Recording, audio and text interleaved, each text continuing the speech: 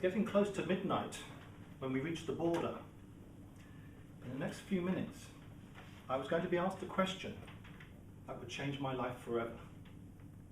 I was 18. It was my first time travelling without my family. I went down to Madrid by train to see a friend of mine. I handed over my passport to the customs officer. He looked at it, then he looked at me. He looked at it again, then back at me. He spoke to me. I didn't understand what he was saying. Then he spoke in English, and he said, "You have a Spanish-looking face. Your name, Pedro Casillas. How come you can't speak Spanish?" It's very simple. I was born in London. And even though my father's Spanish, my mother's Irish, and at home, we only spoke English. But this question nagged at me. 3 months later, packed my bags, I went to live in Madrid, where I set up shop, teaching English and learning Spanish and having a fantastic time. Yeah, I was ecstatic to be over there. It was the best time. But when I came back to England, I decided to carry on. So I attended night school. I did an A-level over the course of 2 years whilst I was working.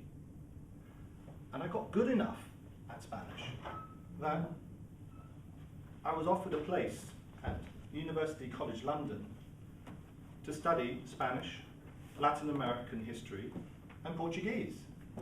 It was absolutely fantastic. Look, I like learning, but not only do I like learning, I like to teach people.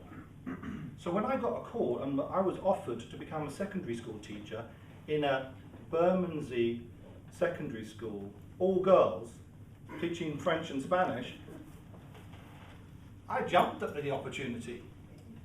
It was hard work, but it was absolutely fantastic. I learned so much. Those girls taught me how to teach. It was fantastic. Whilst I was there, not only did I teach languages, but I was also a form teacher, and I was also head of year. And I came across, whilst I was doing some research, I came across the works of Brian Tracy and Anthony Robbins. Now, up to this point, I had never heard of audio learning. It was completely new to me. I learned about goal setting, about self-improvement, time management, NLP. I couldn't wait to try these out on my girls. And you can imagine what my girls thought about that, but that's another story. Soon, I actually had an opportunity to go and see both Brian Tracy and Anthony Robbins live. It's the first time I'd ever seen a speaker speak in front of a large audience. Several hundred people were speaking there.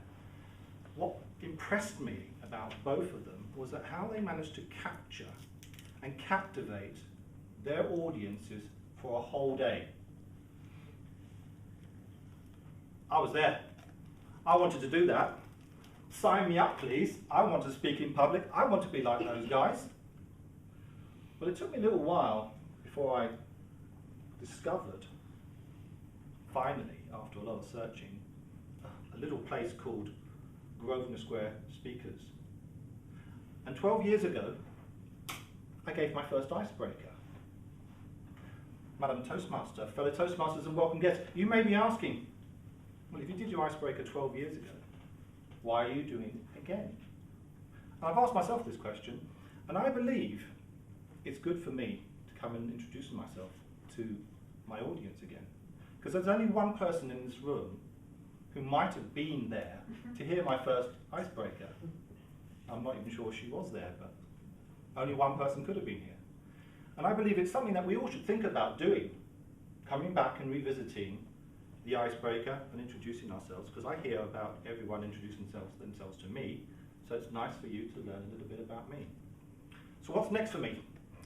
Well, this year's been an extraordinary year. I have completed the Advanced Communicator Bronze for the second time. I've got one more speech to complete the Competent Communicator Manual for the second time. I took part in all of the competitions, and one of my goals is to improve on my results from this year to see if I can go one step beyond where I went last year. I've been taking part in mentoring members of the club inside and outside, and also I've been visiting lots of new clubs and getting to know different audiences. And in addition to that, I set up my own blog. You might have looked at it, pedrospeaks.com, which I'm learning about how to communicate via the internet, which is another skill altogether. So I'm very busy, I've got lots to talk about, and I shall be back here in the not too distant future to tell you all about it, Madam Toastmaster.